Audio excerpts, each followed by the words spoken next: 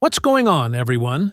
Let me tell you about something that absolutely consumed the conversation on NBA Today this afternoon that has the entire Lakers community simultaneously laughing at the irony and seriously debating whether this could actually make sense, despite how it ended last time. I'm talking about the kind of reunion speculation that involves bringing back a player who had a controversial stint with your organization a few years ago. The type of move that makes you question whether front offices have short memories or if circumstances have changed enough to justify a second chance. This isn't just about adding another big body to the rotation or finding a warm body to soak up minutes. This is about potentially reacquiring Andre Drummond, who's currently with the Philadelphia 76ers, and addressing the Lakers' rebounding and interior defense needs with someone who's still one of the best in the league at those specific skills. So settle in, because what I'm about to share from today's ESPN broadcast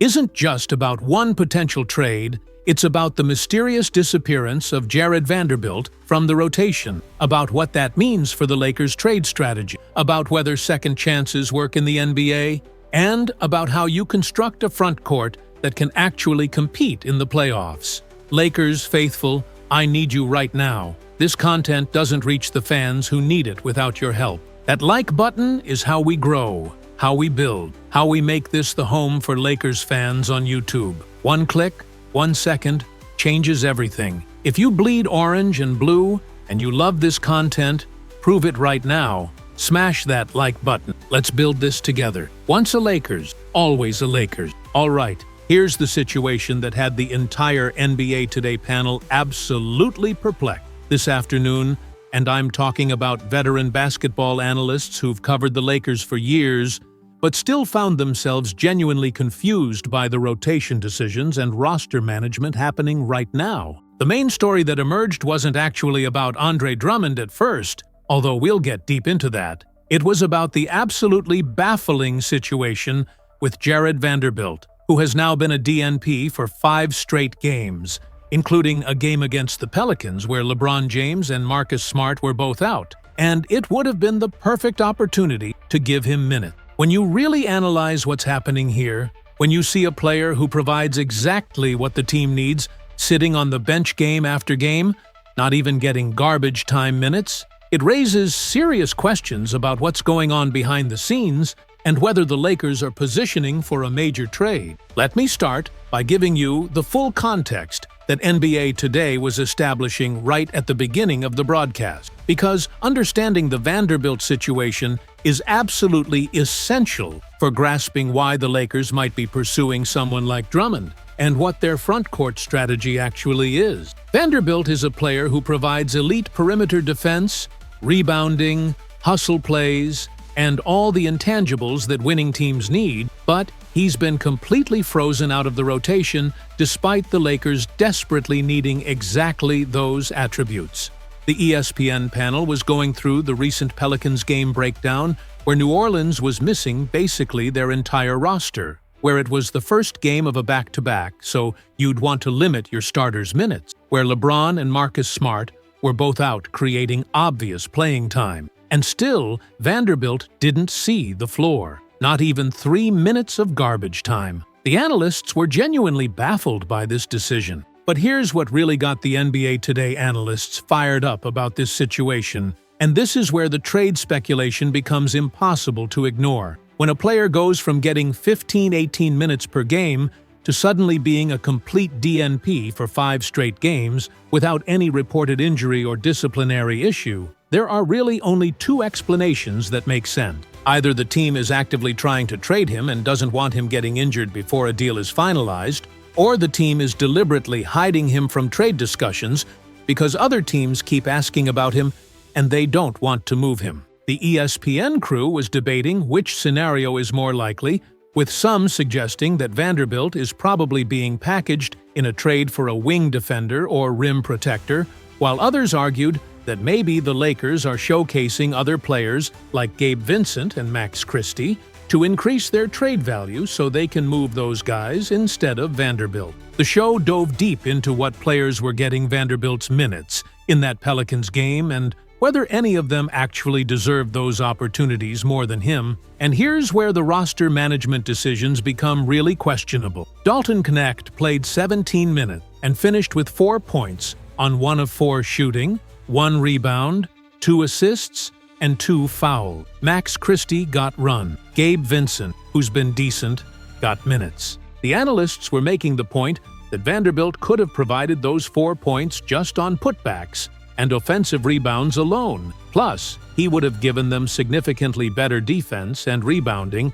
than what they got from Knecht. The ESPN panel was discussing how if you're going to give a struggling young player like Knecht minutes to try to build his confidence, that's fine. But why not also give Vanderbilt at least 10 minutes to keep him engaged and show other teams he's still capable? What the ESPN crew kept emphasizing, and I think this is absolutely critical for understanding the Lakers' front court situation, is that Vanderbilt provides exactly what the team is missing defensively. The Lakers need athleticism and defense on the perimeter. They need someone who can guard multiple positions. They need rebounding and hustle plays. Vanderbilt checks literally all of those boxes despite being an offensive liability who can't shoot. The analysts were discussing how, yes, Vanderbilt hasn't been quite as good defensively this season as he was in the preseason when he looked like vintage 2023 Vanderbilt, but he's still one of their better perimeter defenders and provides energy that the team desperately needs. The fact that he's not even getting garbage time minutes suggests this is a front office decision rather than a coaching decision. The panel spent extensive time connecting this to the Andre Drummond speculation and why bringing him back might actually make sense despite how his first Lakers stint ended. And this sparked really interesting debates about second chances and roster construction. Drummond is currently with the 76ers, making $5 million this season, which is very affordable. He's still one of the elite rebounders in the NBA, having won 4 rebounding titles in his career. He provides physicality and size in the paint that helps against dominant big men in playoff matchups. The NBA Today crew was discussing how Drummond's first stint with the Lakers in 2021 was complicated by ego issues and role definition problems. But he's matured since then and has shown in Philadelphia that he can be an effective backup center who accepts his role and provides quality minutes without causing drama. What I found particularly fascinating during today's NBA Today discussion was when they started breaking down what a potential trade package for Drummond would look like and how Vanderbilt might fit into that framework. Drummond makes $5 million. Vanderbilt makes $11.5 million. So you'd need to include other pieces to make the salaries work. The ESPN analysts were suggesting maybe Vanderbilt plus a second-round pick for Drummond plus another contract. Or perhaps a 3-team deal where Vanderbilt goes to a third team that wants a defensive wing, Drummond comes to the Lakers, and Philadelphia gets draft picks or young players. The panel was wargaming different scenarios showing how this could potentially work from a salary cap perspective without the Lakers having to gut their roster. The show also explored Philadelphia's motivations for potentially moving Drummond and why the 76ers might be willing to part with a productive backup center. And this is where the fit makes sense for both sides. Philadelphia has Joel Embiid when healthy as their starting center. They have young bigs like whoever they drafted that they want to develop.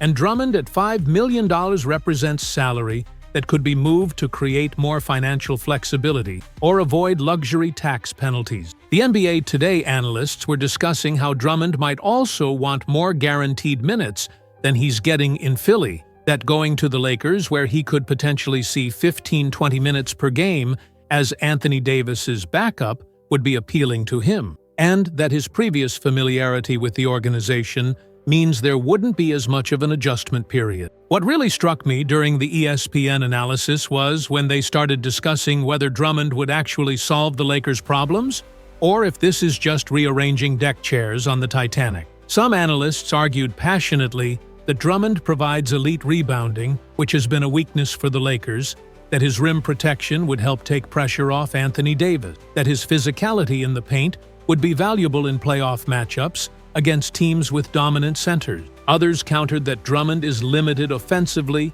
and clogs up spacing, that his first stint with the Lakers showed he has trouble fitting into certain systems, that the money and assets would be better spent pursuing a wing defender rather than another big man. The debate was getting genuinely heated with strong opinions on both sides. The panel also spent significant time analyzing the back-to-back game management and how the Lakers' decisions in the Pelicans game reflect broader roster philosophy issues. The ESPN crew was pointing out that when you have a back-to-back and you're facing a depleted Pelicans team in the first game followed by the Suns, the smart move is to limit your starters' minutes in Game 1 to keep them fresh for Game 2. Instead, Austin Reeves played close to 40 minutes. Luka Doncic played heavy minutes. Rui Hachimura got 35 minutes, all in a game they probably could have won with their bench. The analysts were suggesting that if there was ever a perfect time to give Vanderbilt 15 minutes and see what he can do, it was that Pelicans game, and the fact that he didn't play at all suggests the team has completely made up their mind about his status one way or another. One aspect that got really interesting discussion was the comparison between Vanderbilt and Drummond and what each player actually provides.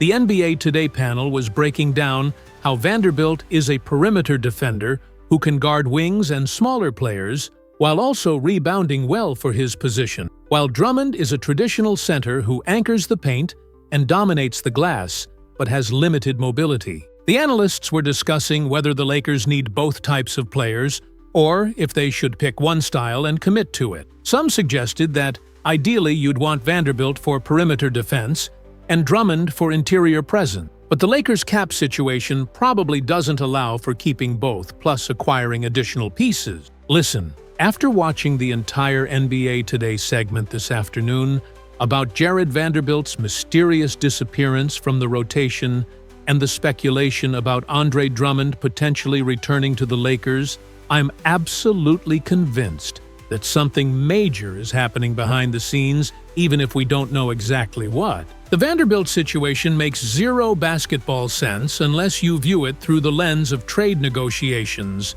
The Lakers are either actively shopping him, or they're hiding him from trade discussions, or they're showcasing other players to trade instead. My gut feeling is that Vanderbilt is being packaged in a deal for either a wing defender or a rim protector, and Drummond has emerged as a realistic target because of his affordable contract and proven ability to rebound and protect the rim. Would I love this move? I'm genuinely torn. Drummond provides elite rebounding, which the Lakers desperately need, and his $5 million contract is manageable. But his first stint with the team didn't go great, and there are legitimate questions about his fit offensively. If the Lakers can get Drummond without giving up significant assets beyond Vanderbilt, who's clearly out of the rotation anyway, then sure, take the gamble on a proven rebounder and shot blocker who's matured since his last Lakers tenure. But if this costs meaningful draft capital or prevents them from making other moves,